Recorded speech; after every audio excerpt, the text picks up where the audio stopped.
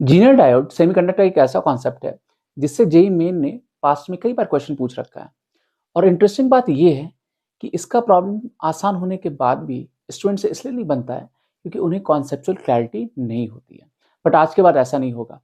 हम लोग आज के वीडियो में जेई मेन 2024 का एक ऐसा ही प्रॉब्लम डिस्कस करने जा रहे हैं जो कि जीनर डायोड के कॉन्सेप्ट पे बेस्ड है, जिससे आपका ये कॉन्सेप्ट बिल्कुल क्लियर हो जाएगा। तो आइए समझते हैं कि प्रॉब्लम का सेटअप क्या है और इसको अप्रोच करने का सही तरीका क्या है। तो आपके सामने एक डायग्राम है, एक सर्किट डायग्राम है। और सर्किट डायग्राम देख सकते हैं कि 20 वोल्ट का एक डीसी सप्लाई है। यहाँ पे 200 ओम का एक रेजिस्टेंस है और यहाँ पर एक 500 ओम का रेजिस्टेंस है। ये जो सिंबल आप देख रहे हो ये जीनर डायोड को रिप्रेजेंट करता है, ठीक है। सो हमें बताना है यहाँ पर कि जो करंट जो होगा जीनर डायोड के थ्रू वो कितना होगा, और इसके अक्रॉस जो वोल्टेज है वो 10 वोल्ट दिया हुआ है। जीनर डायोड के अक्रॉस जो वोल्टेज है वो 10 वोल्ट दिया हुआ है। तो हमें बताना है कि करंट जो होगा जीनर डायोड के थ्रू यहाँ पर इसके थ्रू कितना करंट पास करेगा। हमारे पास चार ऑप्शंस हैं।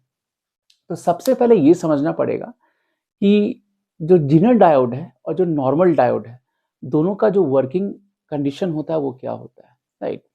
तो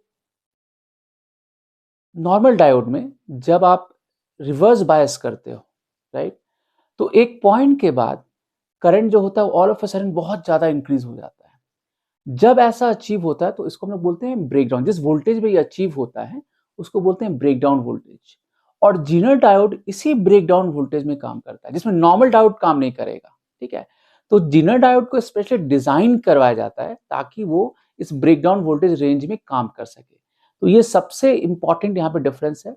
और एक बार जब आप ब्रेकडाउन वोल्टेज में इसमें काम कराओगे तो जीनर डायोड के अक्रॉस जो वोल्टेज होता है वो स्टेबल होता है, वो चेंज नहीं होता है। उसके थ्रू करंट भले ही चेंज हो जाए बट जो वोल्टेज होगा उसके क्रॉस वो सेम रहेगा। तो इस तरीके से जीनर डायोड जो होता है वो वोल्टेज स्टेबलाइजर का भी काम करता है। तो सबसे पहले हमें ये फंडामेंटल क्लियर होना चाहिए कि जो नॉर्मल डायोड होता है उसमें अगर आप उसको आप ब्रेकडाउन वोल्टेज में काम कराओगे तो वो डैमेज हो जाएगा, राइट। लेकिन इसी जगह अगर आप जीनर डायोड को जो जो स्पेशली डिजाइंड होता है ब्रेकडाउन वोल्टेज में काम करने के लिए, वो वहां पर क्या होता है कि अगर इरेस्पेक्टिव कितना भी करंट फ्लो करे उसके थ्रू बट उसके अक्रॉस जो वोल्टेज होगा वो हमेशा सेम होगा।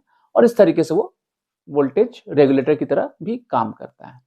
तो ये फंडामेंटल कॉन्सेप्ट है और इसी कॉन्सेप्ट पे बेस्ड क्वेश्चन रहता है जीनर डायोड का। जेईई का पास का प्रॉब्लम जब भी उठाओगे तो इसी कॉन्सेप्ट पे बेस्ड होता है। तो आइए पहले समझते हैं कि हमारे सामने जो प्रॉब्लम है जेईई 2024 का वो क्या है। तो जैसे यहाँ पर ये 20 वोल्ट का सप्लाई है। तो लेट्स से यहाँ पे मैं मार्क करता हूँ, हमें इसके थ्रू करंट बताना है, राइट। लेट्स से हम इसको मार्क करते हैं ए, ये लेट्स से बी, ये पॉइंट सी और लेट्स से ये डी, राइट। तो इसके अक्रॉस क्योंकि 10 वोल्ट दिया हुआ है, जो ब्रेकडाउन वोल्टेज है 10 वोल्ट दिया गया है। तो जितना 10 इसके बीसी बीडी के अक्रॉस होगा उतना इसके अक्रॉस भी होगा, ऐसा भी बोल सकते हैं। तो बीसी के अक्रॉस देखते हैं कितना करंट फ्लो होगा। तो आईबीसी जो होगा, आईबीसी जो होगा वो होगा वोल्टेज जो बीसी के अक्रॉस होगा डिवाइडेड बाय जो रेजिस्टेंस है 500 ओम, राइट। अब वीबीसी वही होगा जो जीनर डायोड के क्रॉस होगा क्योंकि ये पैरेलल सर्किट है। इस टर्मिनल के क्रॉस चाहे इसके क्रॉस आप बोलो या इसके क्रॉस बोलो, दोनों ही वोल्टेज क्या होगा, सेम होगा, राइट। तो ये कॉन्सेप्ट यहाँ पे यूज होगा। तो क्योंकि इसके क्रॉस 10 वोल्ट है ये चेंज नहीं होने वाला है, राइट। 10 वोल्ट ये चेंज नहीं होने वाला है ना।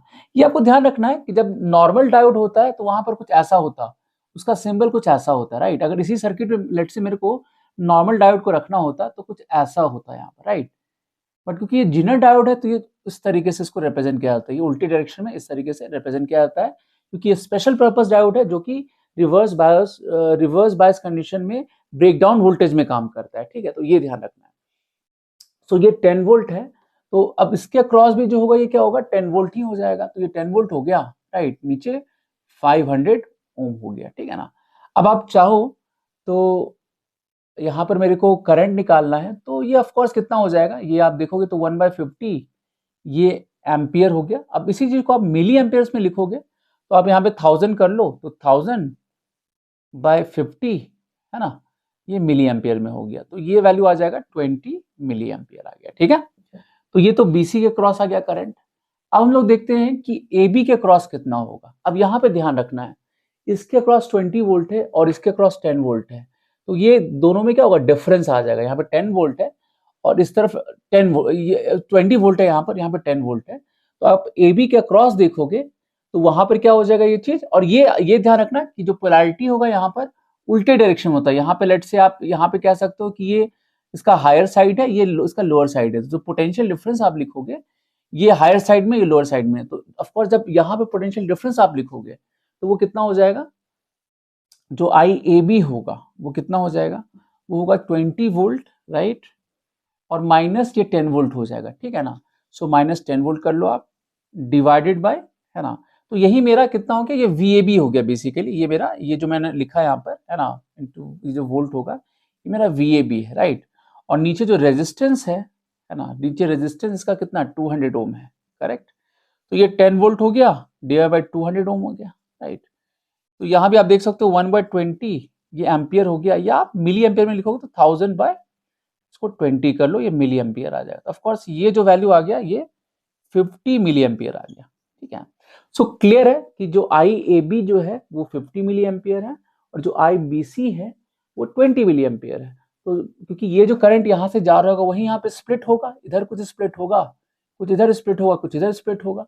अब मेरे को IAB पता है, IBC पता, तो हम आराम से IBD बता सकते हैं, जो कि जीनर डायोड के थ्रू जो करंट है वो होगा, राइट। सो ऑफ कोर्स जो IBD होगा वो कितना हो जाएगा, वो होगा IAB माइनस IBC, ठीक है। सो IAB हो गया मेरा 50 मिली एम्पियर और ये हो गया 20 मिली एम्पियर। तो ऑफ कोर्स इसका जो करंट होगा वो जो जीनर डायोड के थ्रू जो करंट होगा वो कितना हो जाएगा 30 मिली एम्पियर। तो उसका जो करेक्ट आंसर है वो है ऑप्शन नंबर ए।